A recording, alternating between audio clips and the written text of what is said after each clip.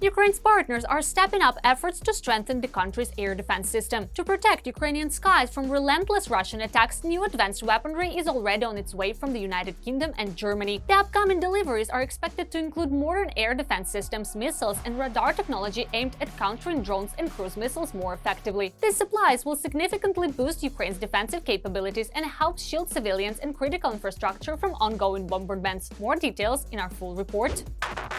Russia is intensifying its strikes on Ukraine's energy system and changing its attack tactics. Moscow is launching hundreds of drones capable of bypassing air defense systems and equipped with cameras featuring improved targeting. Russia has turned its strikes on Ukraine's energy infrastructure into a systematic operation aimed not just at temporarily damaging the networks, but at destroying the viability of large areas of the country. On the eve of winter, the goal of the attacks is to deprive regions of heat and electricity, undermine industry, provoke mass emigration, and create political pressure on Kiev, writes The Economist. In these circumstances, air defense becomes critically important. But this year, Western partners are acting proactively, strengthening Ukraine's skies and energy system before the cold sets in. We are not just now starting to prepare for this winter period. We began preparations back at the end of the previous winter season. As early as November, the UK will begin serial production of Ukrainian Octopus air defense drones, a joint project between Kiev and London, designed for the rapid protection of the skies from enemy drones and missiles. our Ukrainian friends will share their technologies and intellectual property with the UK, and in turn, we will further develop them and produce them on a large scale so that we can deliver to Ukraine every month. Thousands of interceptor drones, said El Carnes, the UK's Deputy Secretary of State for the Armed Forces in Parliament. These drones will become part of a system called the Air Shield. It will integrate Western air defense systems such as Patriot, Airstream, NASAMS, as well as new mobile units, which Germany and other allies are providing to Ukraine before the start of winter. The first drones will be tested by Ukrainian military personnel. If the tests are successful, production will be expanded, and some of the drones will likely be manufactured directly in Ukraine. At the same time, the UK authorities are expanding their multi-purpose missile production program. It is planned to deliver 5,000 units of this weapon to Ukraine to strengthen its air defense. We are also announcing an increase in the production program in the UK to provide Ukraine with 5,000 new multi-purpose missiles. This will create new jobs in Belfast and other cities, as well as strengthen Ukraine's air defense for the coming winter. At the same time, European allies are stepping up their support for Ukraine's energy sector. Germany and other NATO countries are mobilizing resources, from air defense missiles to support for the energy sector, so that Ukraine can withstand the winter and resist attacks on critical infrastructure. Germany has already paid 390 million euros, with another 30 million to come. We agreed on this in the summer, but today I want to announce that we will invest an additional 30 million. Thus, we are providing a total of 450 million euros. This money will make it possible to acquire the necessary technical equipment to save Ukraine. In addition, EU countries are preparing a winter support package. To the already provided 3 billion euros, a new guarantee of 800 million has been added for the emergency purchase of gas. This was reported by the EU ambassador to Ukraine, Katarina Maternova. The aid covers the repair of power grids and the supply of generators and transformers. We have also provided and continue to provide a lot of assistance in the energy sector, not only generators for people and businesses, but also transformer and compressor stations to help restore power grids, gas distribution networks, and compressors that supply gas from storage facilities which have been distributed. We also provide financial support to state-owned enterprises and major energy companies for the repair of their equipment. We also supply more than 2 gigawatts of electricity per day. Thus, support for Ukraine this winter is reaching a new level, from modern air defense systems to reliable energy supply.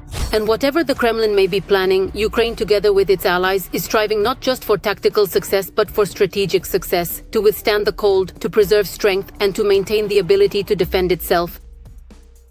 Russia's gas industry is facing an undeniable downturn. Across the country, factories are shutting down, production is losing pace, and overall industrial output continues to drop. Despite Putin's constant claims that the situation is under control, reality suggests otherwise. Years of war and sanctions have drained Russia's financial and industrial resources, leaving little room for recovery. Can Moscow still reverse the trend, or is the decline already irreversible? More on this in our next report. Resources are on the verge of exhaustion. Claims about the stability of the Russian economy do not stand up to the facts. Honestly, there's really no other way to put it. Well, this truly isn't our choice, and we certainly do not want things to develop or progress in this particular way. Putin is trying to bluff and save face by creating an illusion of success, but it's all in vain. The Russian economy is rapidly going downhill. Almost 80% of the country's industry has fallen into a state of recession. When we talk about individual sectors, it means that production in these sectors, compared to the same period, usually the previous year, has gotten worse. In other words, things aren't improving, they're getting worse. And recession is exactly this kind of deterioration when you're in the red. And when a recession becomes prolonged, when it's not just 1 year, but say 3 or 4 years of decline, then it's no longer a recession, it's a depression. Finally, since September, the overall growth of industrial production in Russia has slowed to just 0.3% year on year. That's almost 19 times less than last year. There simply aren't enough people available to work in the necessary roles. And in addition to that, there is just not enough money or financial resources to pay for the delivery and transportation of essential components, or to actually purchase and acquire the goods and materials you need for the processing of your products. So as a direct result of these combined challenges, you ultimately end up producing a smaller quantity or less than you otherwise would be able to under better circumstances. And when you produce less, there you have it, a recession, a negative compared to the previous period. The decline is especially sharp in those civilian sectors that were supposed to replace the products of foreign companies that left Russia after the start of the full-scale war. The collapse of import substitution. There were plans to replace everything, but to do that, you have to actually produce what you're going to use as a substitute. And if you're not producing what you need to substitute, then how are you supposed to carry out this import substitution when you're not making anything at all? In other words, any economic downturn inevitably means that goods are not being produced. And if they're not being produced, there's no point in keeping the people who make them. And that means unemployment. Unemployment is always an unpleasant situation. As a result, the domestic market is deprived of consumer goods, and Russian factories are unable to make up for the shortage. Even now, it would seem the military sector, part of the military sector, which is the production of weapons and ammunition, in September of this year compared to September of last year, in Russia, it's down by as much as, 1.3%. So even the production of weapons and ammunition is already in decline. What can we say about the rest of the economy, which is showing even worse results? The central bank has predicted that Russia could face its worst economic downturn since the 1990s if sanctions are tightened. If the situation does not improve, by 2026, the Kremlin could lose $108 billion in export revenues. Here, the problems are, let's say, just gaining momentum for now.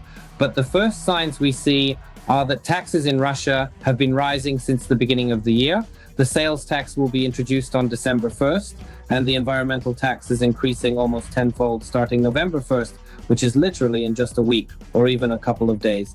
So it turns out that all these various economic problems are cropping up more and more often, and they keep appearing in the news because, it's like when you don't have a good option. Russian Sberbank, following Gazprom, has begun mass layoffs. In the first quarter, the staff of the largest bank, which holds half of all individual deposits, decreased by 8.6 thousand employees, in the second quarter by 3.5 thousand, and in the third by 1.5 thousand.